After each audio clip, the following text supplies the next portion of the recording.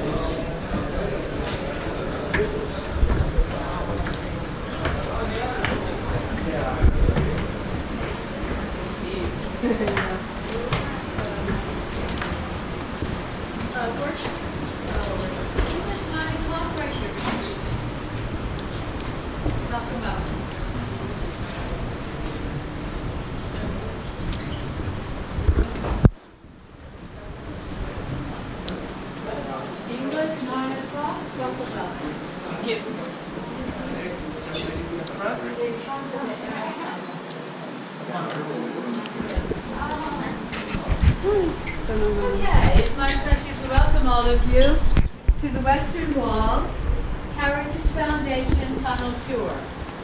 My name is Batya Davis. Batya. And I speak English. Thank you. The reason for which is because I grew up outside Washington, D.C. But that was a while ago. In the late 70s, my husband and I began moving here, and thank God today we have lots of cute grandkids. Everyone should be so blessed when the time is right. Did you bring cameras, yes? Yes. Please feel free to use them. Flash is fine. Video is fine. If it works for you, it works for us. Just be advised, this is for your own personal use, not for public use. Thank you.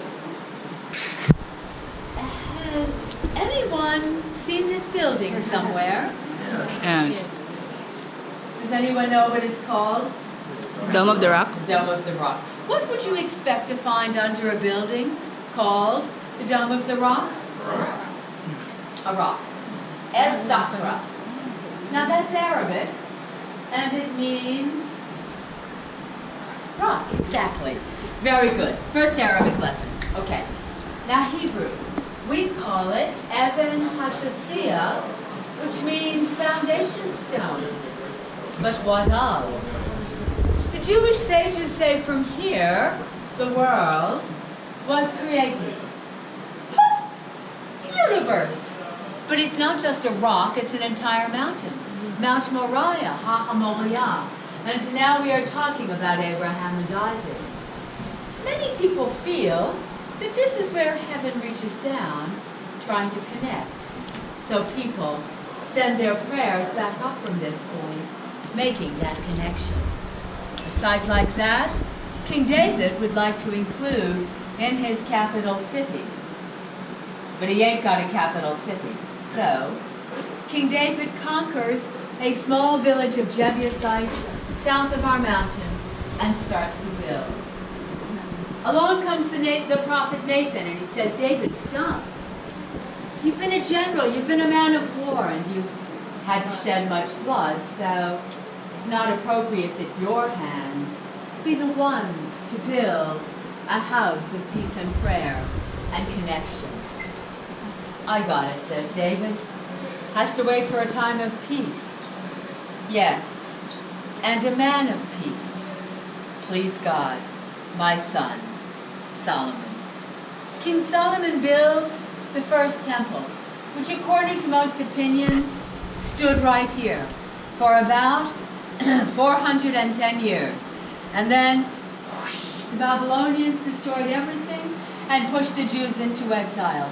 But before we left, we grabbed a small part of this very special city and buried it deep in our hearts.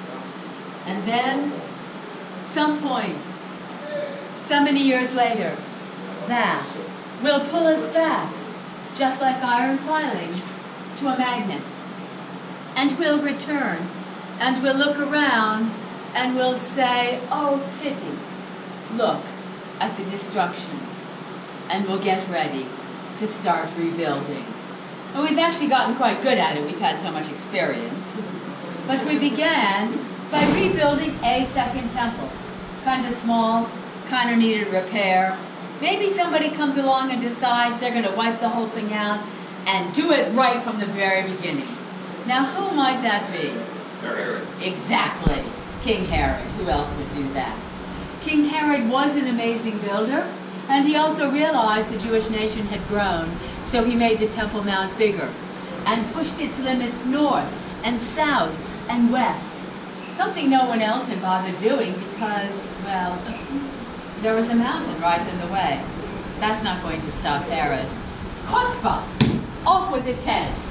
And now, Herod's stonemasons have a lot of limestone they've got to get rid of, which they do quite cleverly by carving it into big building blocks and simply pushing them down the hill out of the way.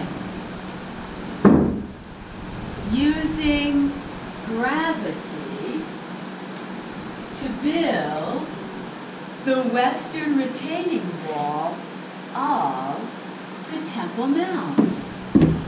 Chop, carve, push, and you've created a wall that is 488 meters long, which is about a third of a mile. And the western wall outside, a tiny bit of this wall, only about 12% of the wall is right here. The western wall outside is right here, and of course the purpose for all of this was for Herod to build his second temple up on top. Now Herod's building is quite likely one of the most amazing buildings ever built. However, no one took a picture of it, at least not that we got, so we really don't know exactly what it looked like.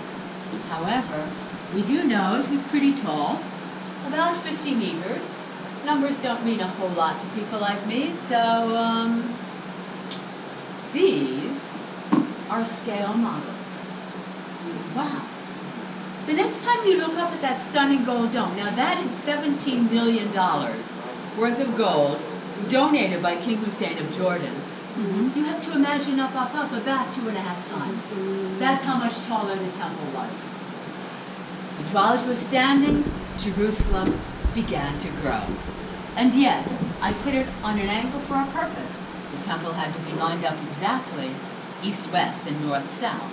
But the Temple Mount was dictated by geography.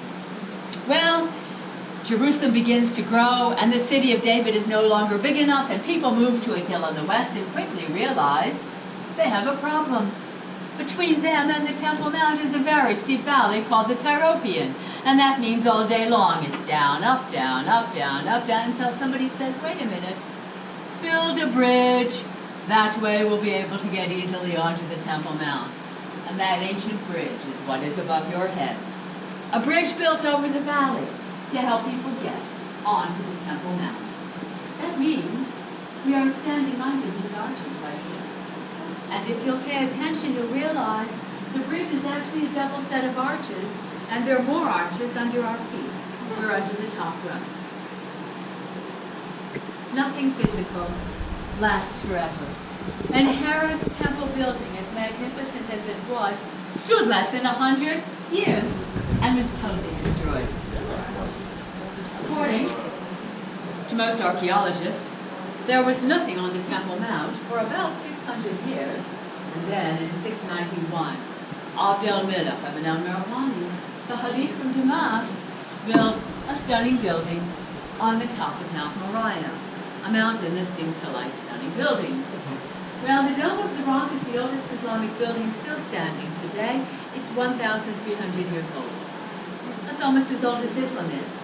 It marks Islam's third holiest site after Mecca and Medina, but it's our holy mountain. And that is probably going to lead to some interesting discussions, don't you think? Yeah. First, the Muslims were here praying.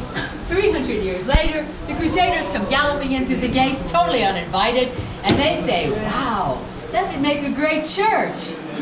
It would not, say the Muslims. And the discussions begin. 88 years. Yes, church. No church.